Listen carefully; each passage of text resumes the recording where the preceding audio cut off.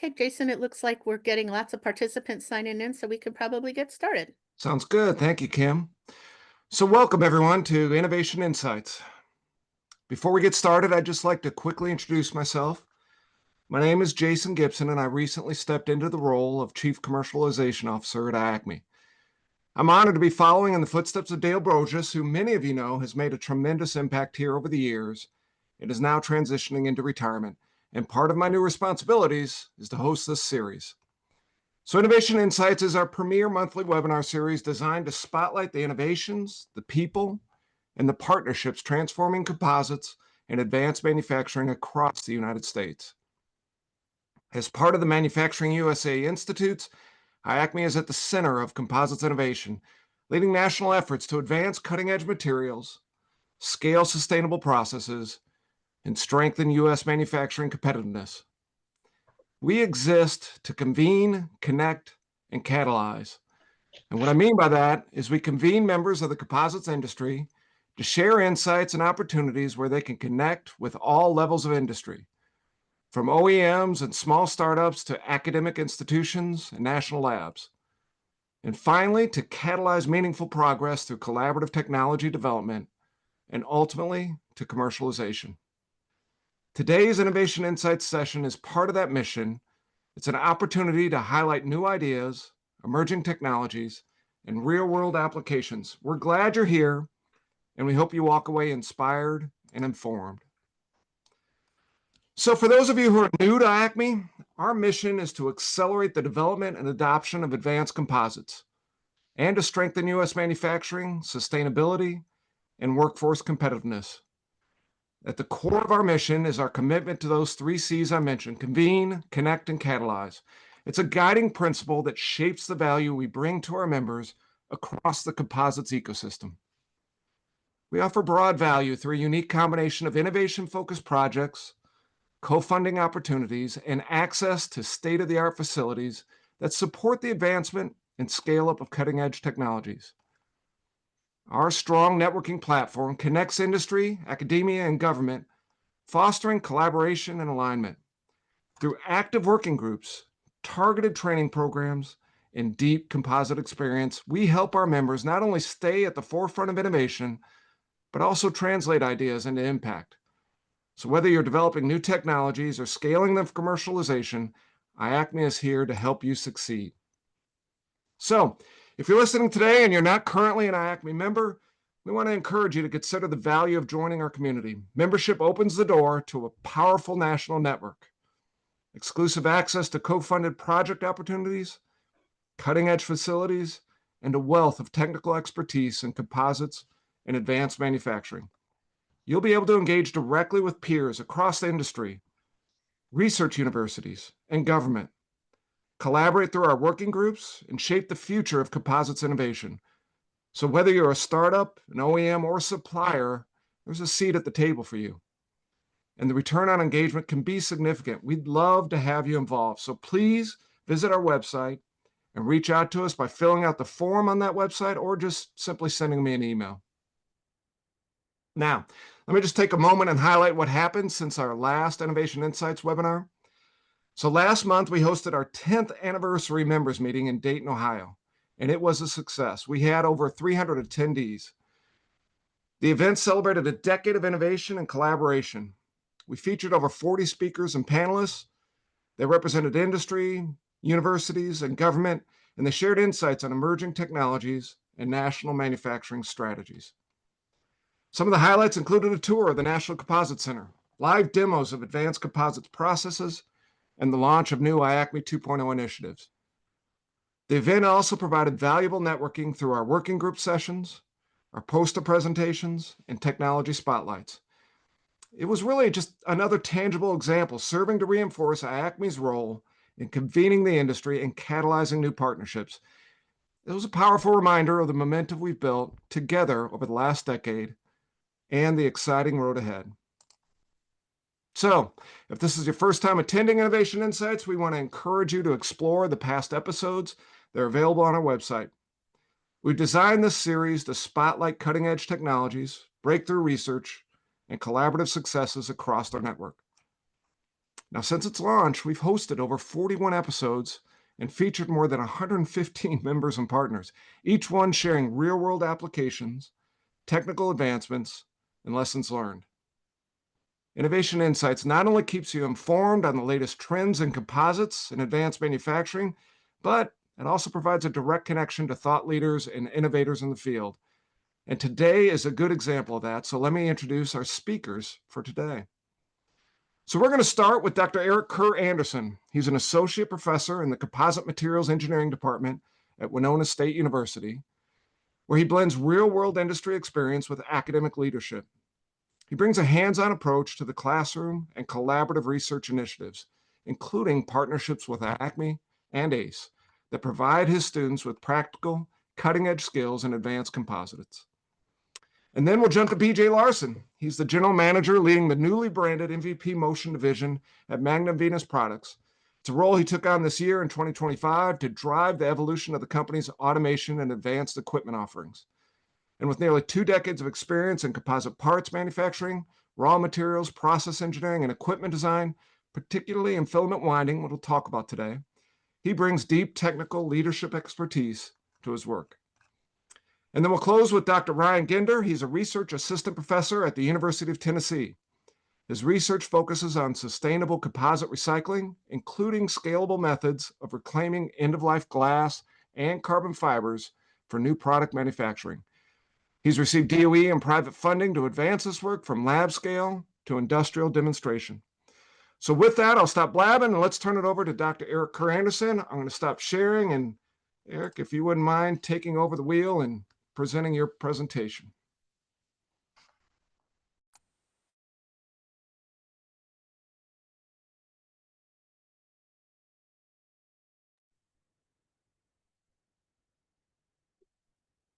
Thank you, Jason. Let's go. There we go. All right, can everybody see the screen? Yeah, we could see it. We see your notes as well. Notes as well. Interesting.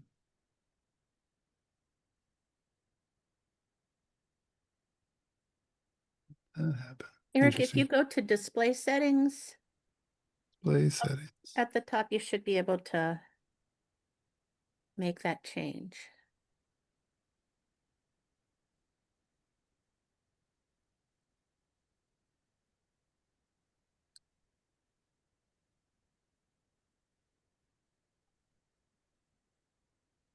And if that isn't working, we can see the presentation pretty nicely anyway.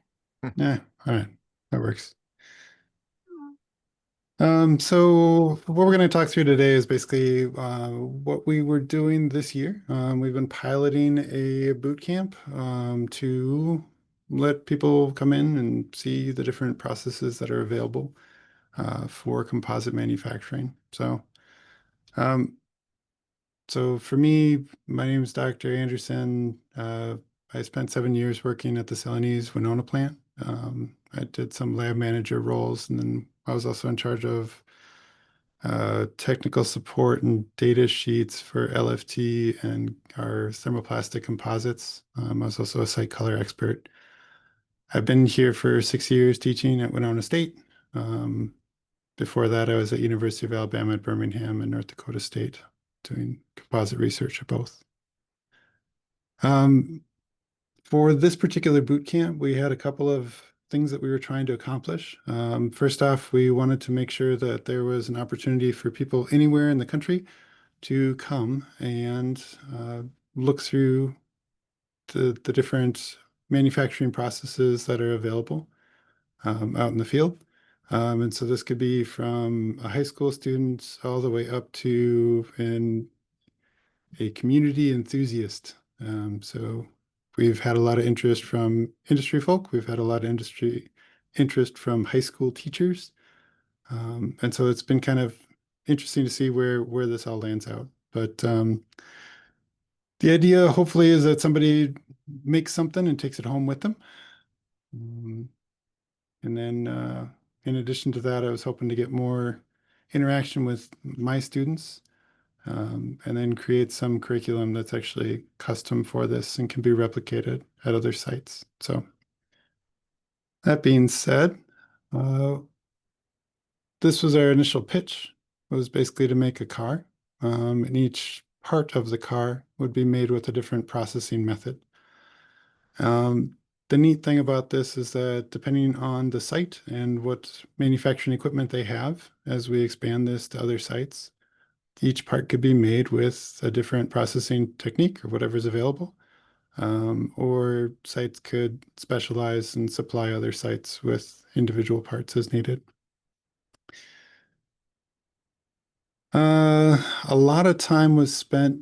I think we started this discussion a year ago, and I'd say I probably spent as much time on the bureaucratic side of this program as I have with actually running the program and getting it onboarded.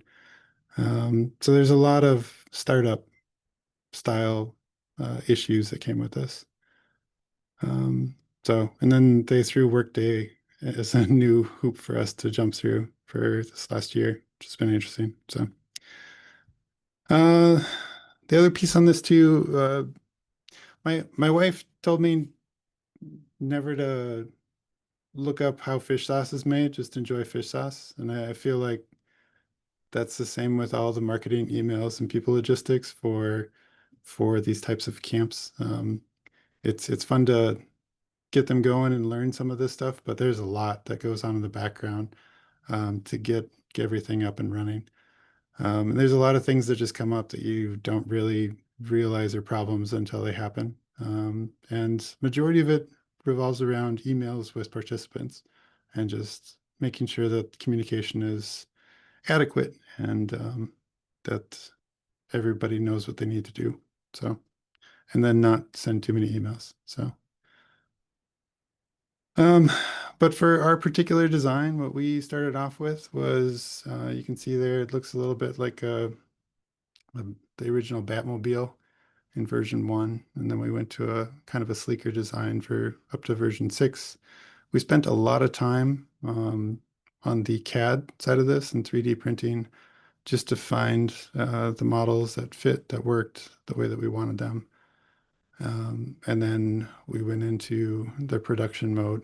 And so we, at our last boot camp, which just finished last week, you can see the final product there. So every student that came through our program made one of those and took it home.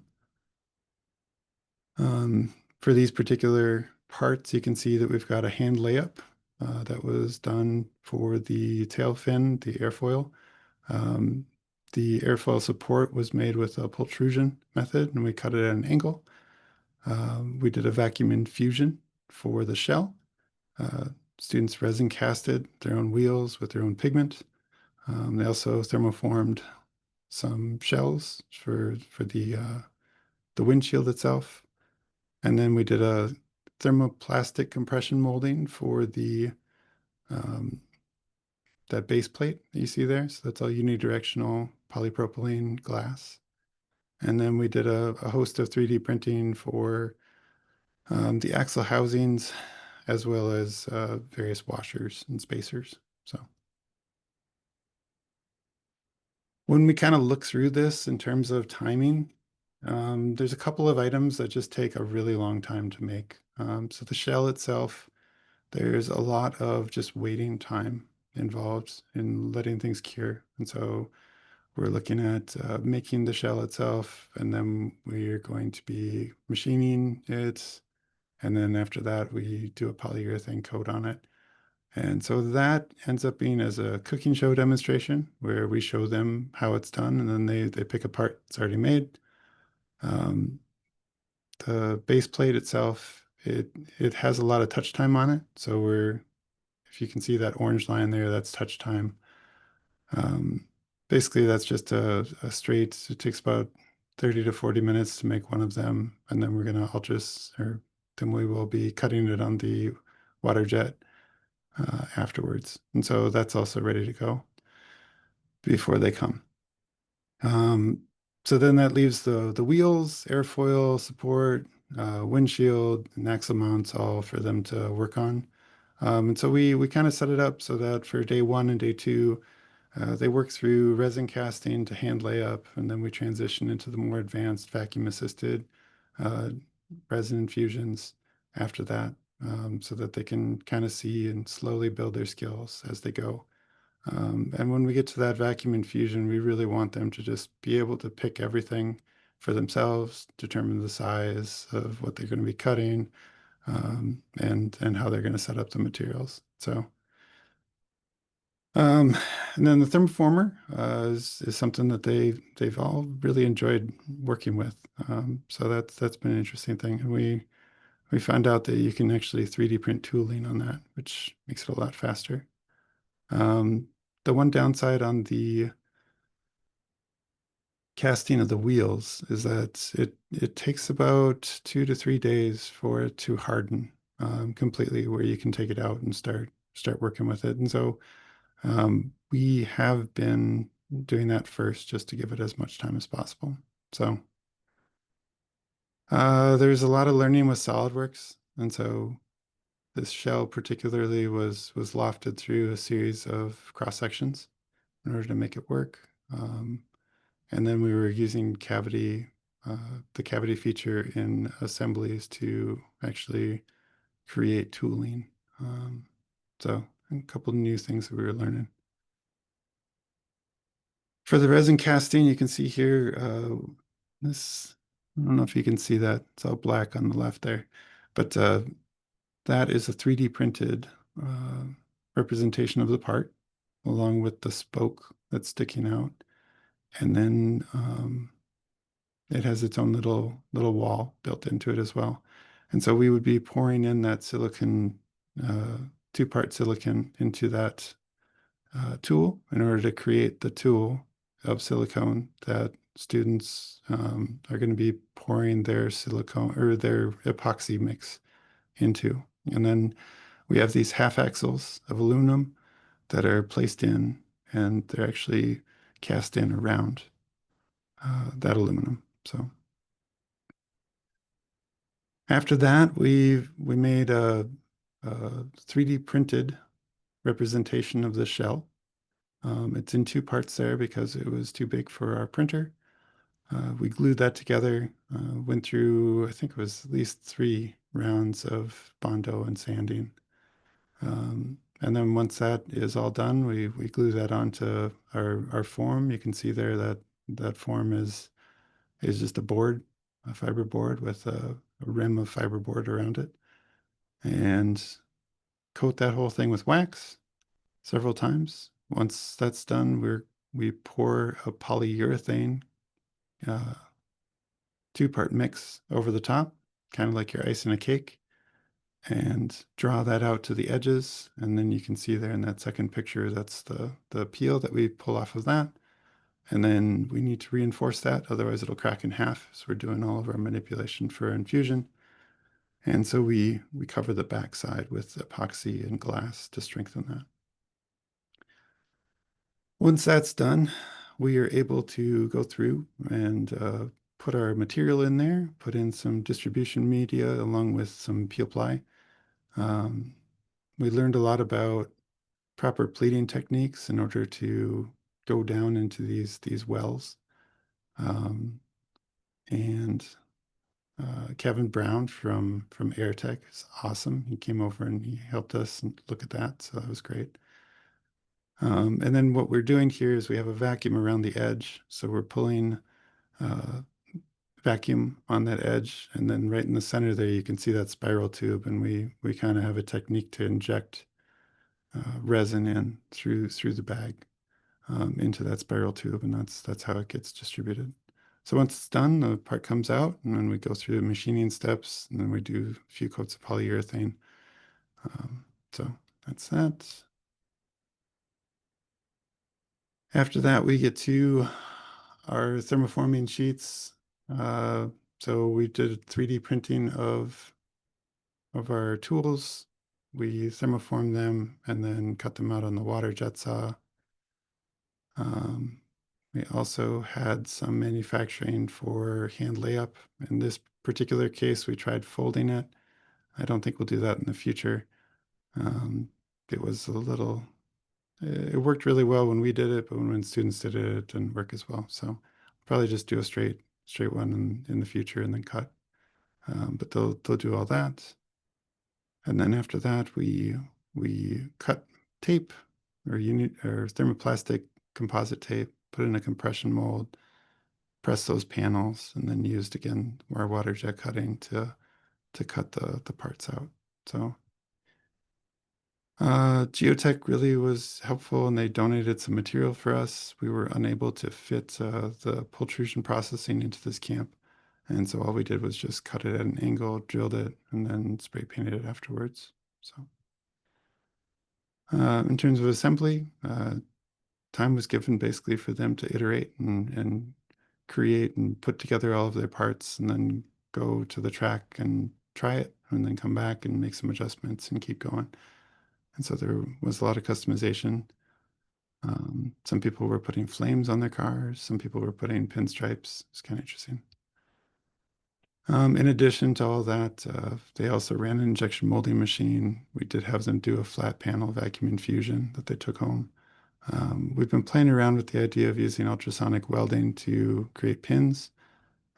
It's not really finalized yet, but it's still something we're looking at. And then they also made a Frisbee. And that Frisbee looks like art to me, so it's pretty neat. After all that, we had a soapbox style race, and so you can see all the cars there. So they all went down an inclined ramp that we have, a little walkway, and the person that went the furthest won. So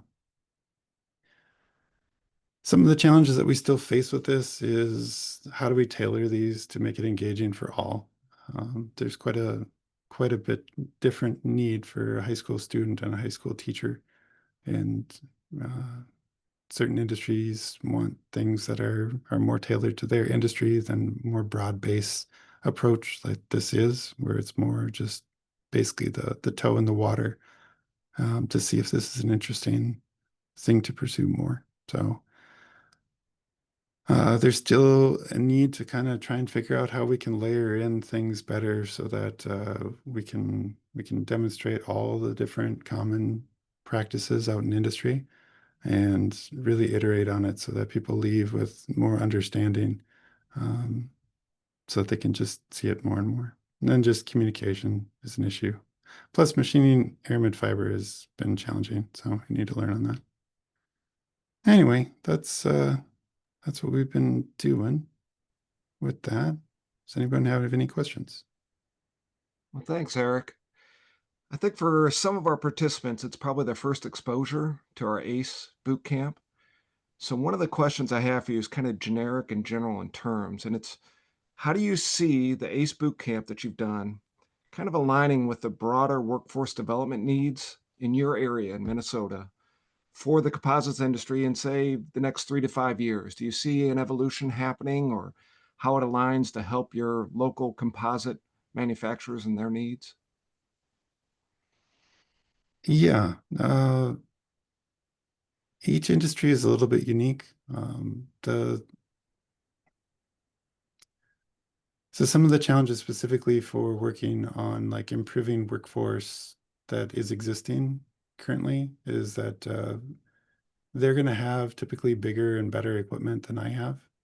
So if someone wants me to teach them more about their stuff, it doesn't make a lot of sense. But if somebody wants like a broader understanding of the ecosystem of composites, then this is a good starting point for that. In terms of just having students come in, so like high school students understanding what this industry is and what it means to be a composites engineer, that has been very powerful, and I think will continue to be more powerful, mainly because having an ability to come in and make something, especially something like this, and take it home with you it's gotten a lot more traction than just having people come in and play with our equipment. And so I do see that improving our relationships with the high schools in the area. So, And another question for you is this, I'm sure I know the answer to this, but for our participants, This isn't geared directly just to high school students, right? You have multiple different types of students involved in these boot camps. Am I right in saying that? Right. Yeah, this boot camp is open for 17 and up. So we've had 17-year-olds up to 62-year-olds. And so there's some rules that we have to deal with in terms of working with minors. But otherwise it's a mixed group. Class sizes are between 6 and 14. So Great. And they do have to do an online portion before they come to the boot camp. Is that correct too? yep. Yeah, there's an online part to it's unit 2 in composites and automotive. And so they'll complete that first. I think it's about 7 to 8 hours of material. And then they come here and finish off the rest of the 40 hours to complete this and get this badge. Great. So, Well, we're going to have to move on, but if anyone has more questions about our ACE boot camps, feel free to reach out to me or Kim and we can get you connected. We're doing these all over the country, but Eric's been great for us at Winona State and it's been a big success there. So let's go ahead and turn it over to BJ Larson at MVP. BJ, go ahead and share your screen and let's run with it.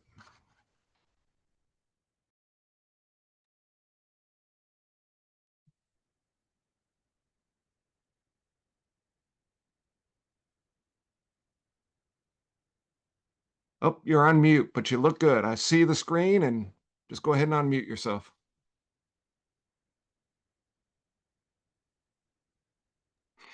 All right, here we go, guys. Thank you. Good morning, good afternoon. Eric, thanks for the lead off. I think it's great that you're introducing younger folks and people that aren't familiar with composites to the industry and manufacturing processes. Let's make sure you got a filament winding at the boot camp. Be good to get a machine in your doors, right? Jason, thanks for the intro. As Jason said, I'm here to introduce MVP Motion. We rebranded a division of MVP. So I'm going to give a little bit of an intro on MVP itself, and then our team talk a little bit about what's new and what's going on with our rebranding. So my name is BJ Larson. I've been in the composites industry for almost 2 decades. I started off in composite material manufacture, making carbon fiber. I've dabbled in parts manufacture, and I've spent the majority of my career in equipment manufacture for composites processing, specifically filament winding equipment. So I've been around the block, as they say, when it comes to filament winders. Just to introduce a couple of the other people on our team, Mark Corteau, he's joining me on the call. I'm going to stick to most of the presentation, but Mark is more than just our manufacturing design engineer. He's also our main project manager, and helps lead and guide a lot of the projects. Ricky Young is our automation solutions manager. And obviously this is just kind of face of the team. We have a large stable of very excellent mechanical engineers, and we just acquired 2 very, very good controls engineers to help kind of round out the group. So MVP Motion, right?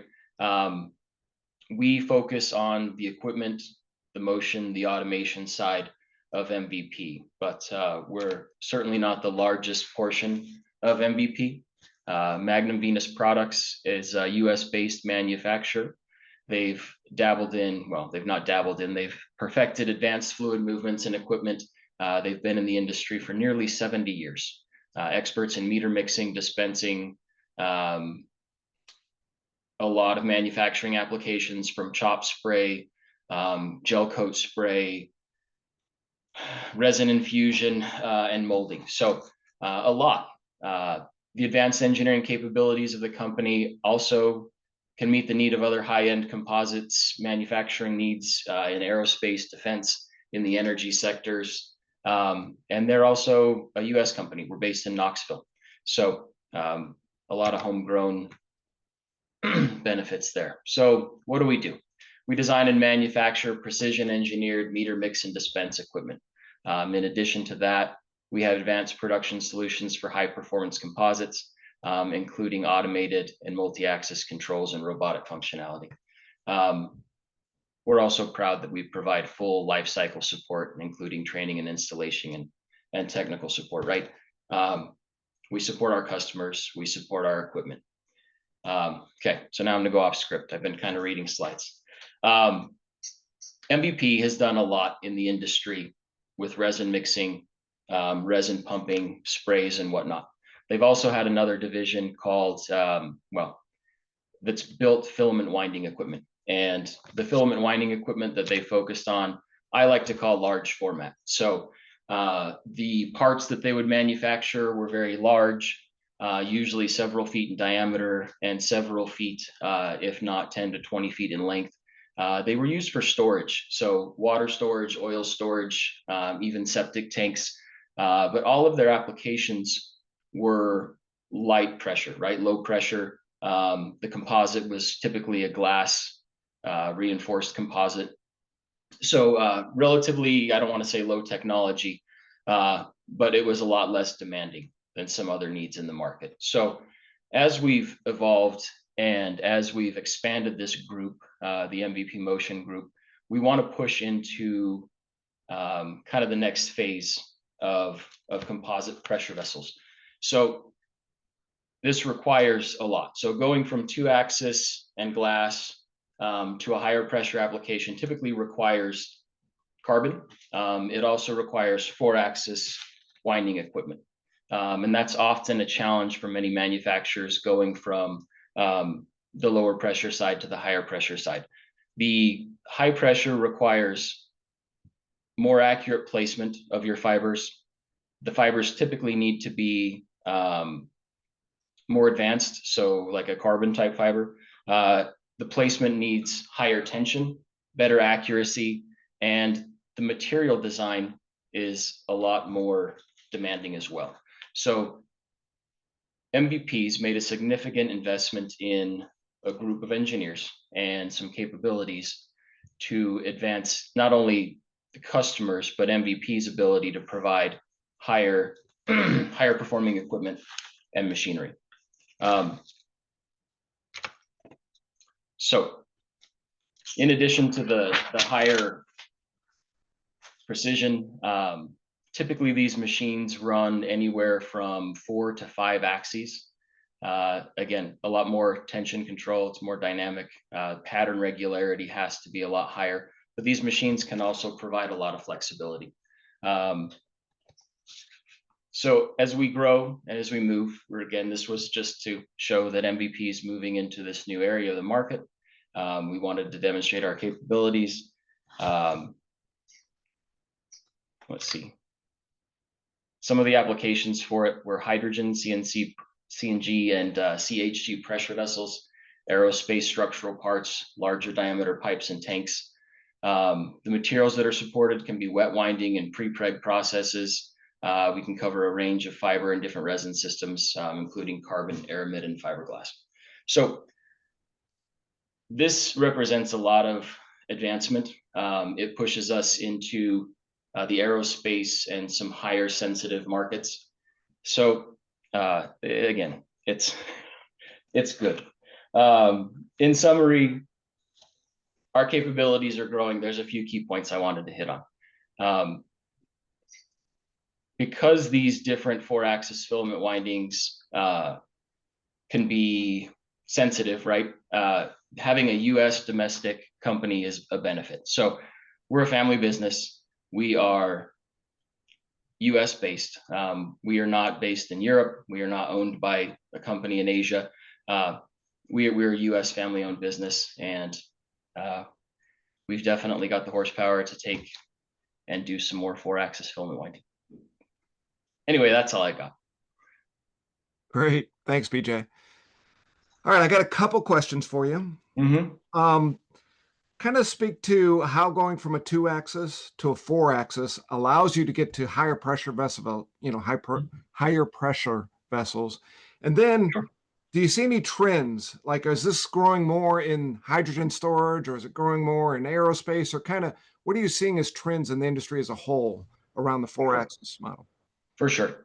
So in the automotive industry, it's CNG storage, it's CHG storage. The trends there, in my personal opinions, we've seen promises of a huge market push in CNG for a very long time. I think it's been very stable, but it is the CNG. the high pressure, okay, so to address your question more specifically, when you said what the differences are, to get to these high pressures, the patterns have to be very specific. You'll see on the tank on the screen, when you're wrapping a more complex part that has end domes, you need to be able to get around and understand the pressure differences between the different sections of the tank. And obviously the pressures are much higher. So the accuracy with which you place your fibers, the overall material properties of your composite structure all become very, very critical.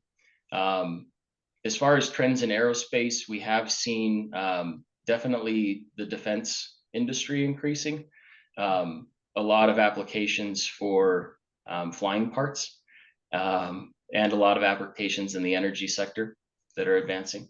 Other than that, I think that's advancing. Aerospace, I think, has been relatively stagnant, not stagnant, but still flat.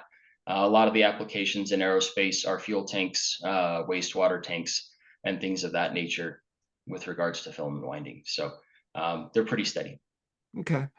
Are there any limits to the sizes of the tanks? Do you guys say, nothing beyond whatever, 5 feet, 6 feet, and nothing beyond 3 feet in diameter? Or can you work with just about any size and application? We can work with just about any envelope. High pressure CNG vessels can get up to 40 feet, 50 feet, 3, 4 feet in diameter. They can be large. The machinery grows, obviously, and the need for material handling grows as things get bigger, but it's all scalable. Okay. And then is there any kind of minor adjustments that are needed if you're switching from one carbon fiber to another? Does one tend to fry up more and you've got to adjust the tension, or is Yeah. it pretty cut and dry? You set the settings and you run. No, it's not very cut and dry. It's there are some trial and errors that have to go in with any material system. It's like anything in composites. A change of resin or a change of fiber usually requires a little bit of, I don't want to say certification, but testing. Patterns do need to be tweaked. At that point, it becomes a little bit more of an art. There's obviously a lot of modeling and analysis that can be done in computers, but those have to be verified in the real world. Great. All right. Well, thank you. I appreciate it. That's very interesting. And MVP's been a great IACMI member for a number of years. So thanks for that. Thank you. All right. I'm going to turn it over to Dr. Ryan Ginder.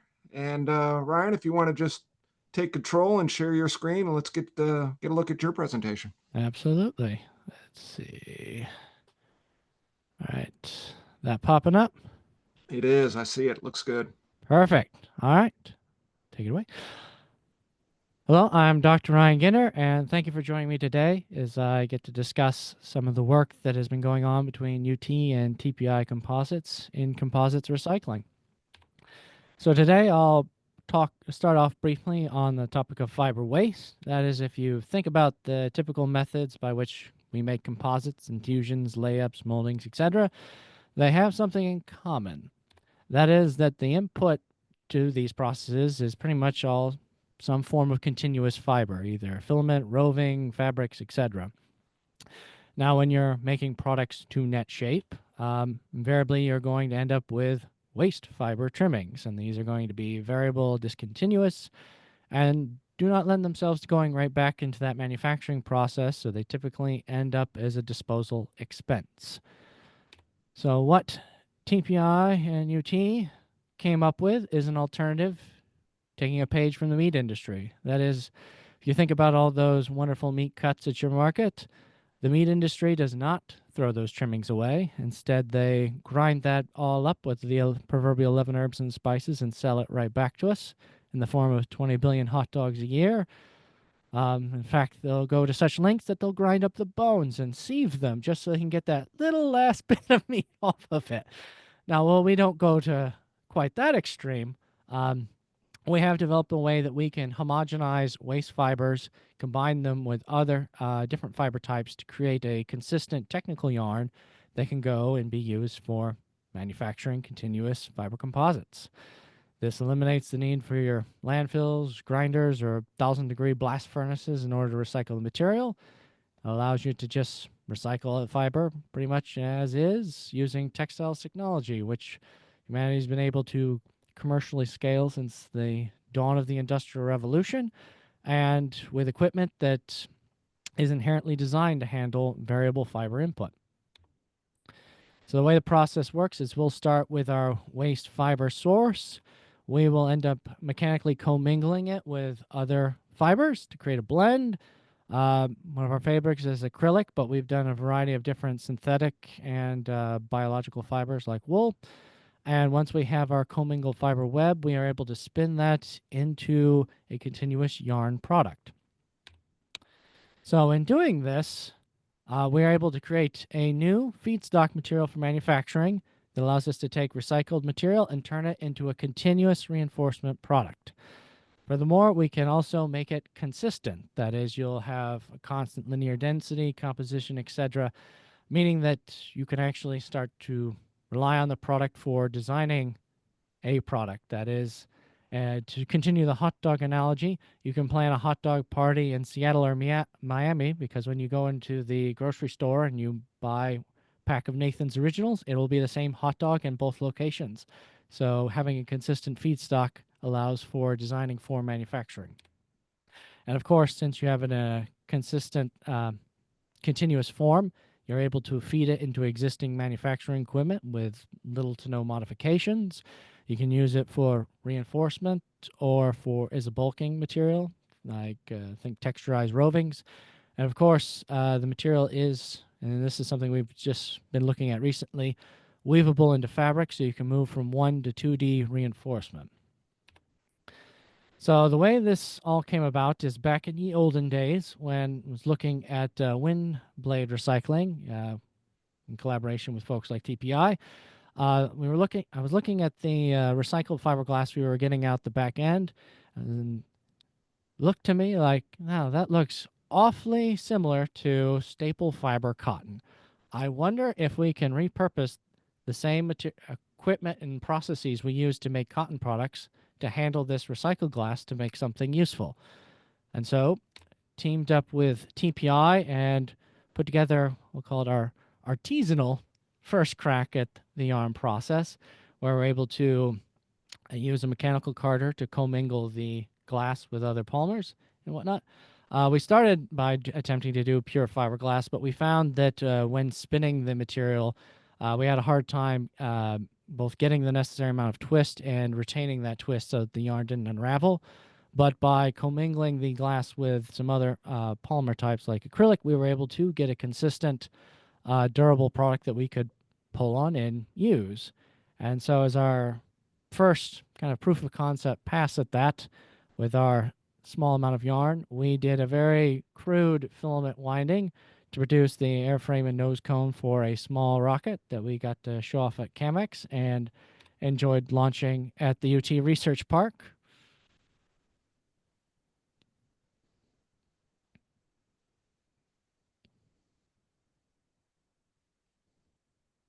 That rocket survived. We did 3 test launches, and it still looks the same as when we launched it, so it's pretty durable. But the point being that seemed to be working, that we could make something that you could then use for manufacturing. So kind of our next step was to go through our own mini industrial revolution, moving from our manual hand equipment to more mechanized approach. And in the process of basically transferring our fabrication process, we decided we wanted to make sure that the output yarn was still functioning more or less the way it was originally.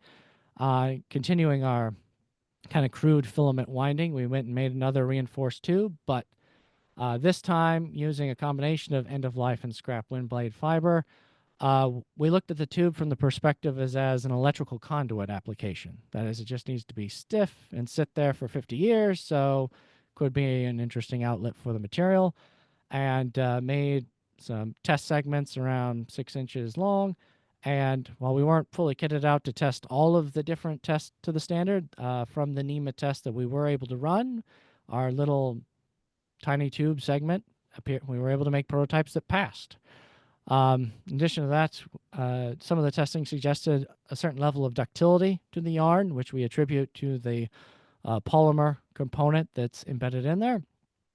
So that's another thing that we've been kind of looking on in more recent testing. But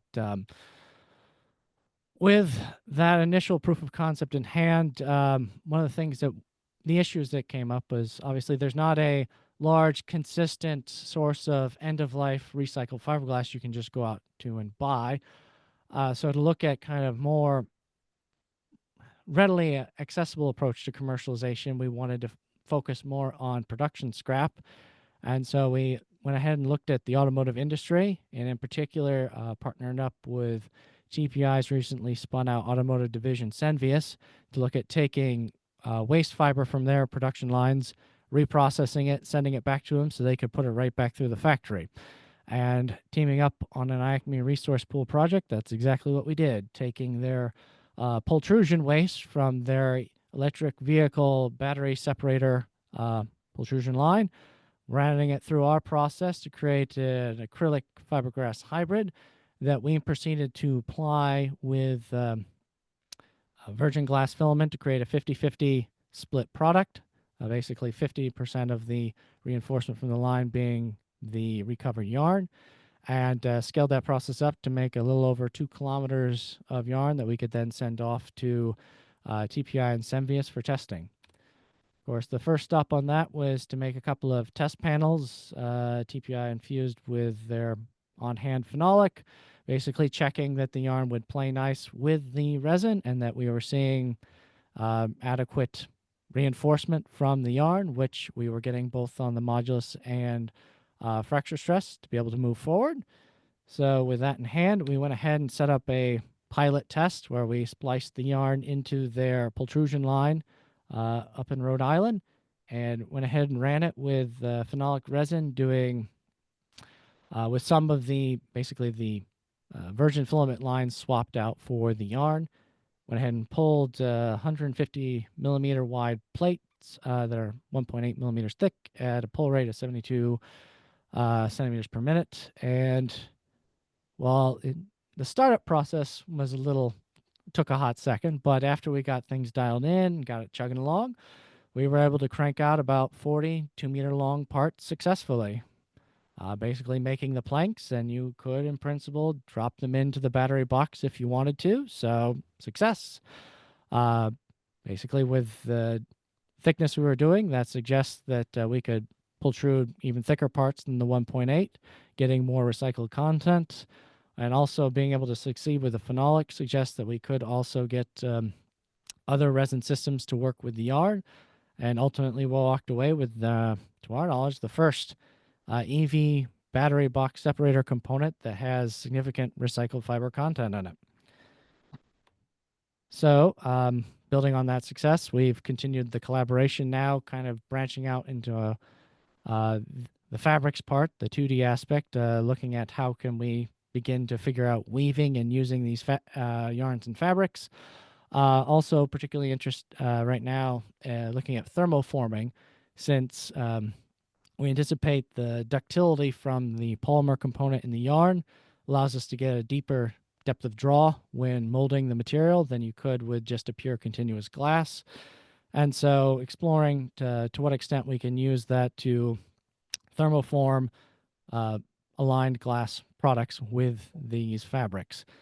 We also have other equipment stuff at UT's new Innovation South, such as the new Michelman sizing line to explore additional surface chemistries and other things for the yarn. So there's a lot of different aspects to it as we look at other additional opportunities to fund exploring applications for the yarn.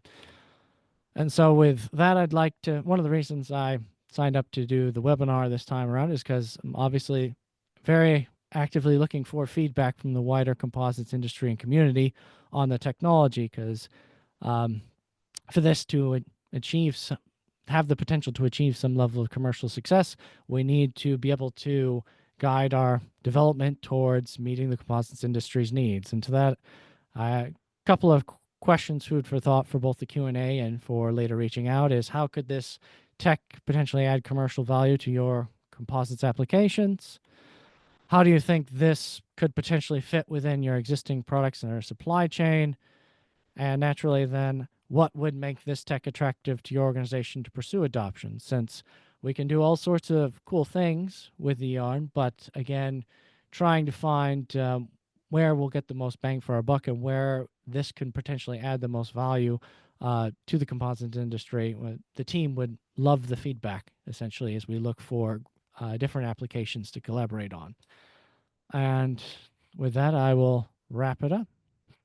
Well, thank you, Ryan. And I just want to remind everybody you can use the chat to ask questions or to reply to those 3 questions that Ryan just asked. So feel free to do so. If we don't get to them during the time slot we have left, we'll be sure to collect them and send them to the presenters afterwards. So feel free to do that. Some questions for you. The testing that you did on the fibers, there were 5 specimens I saw. I believe they were all the recycled ones. How did they, and they look consistent.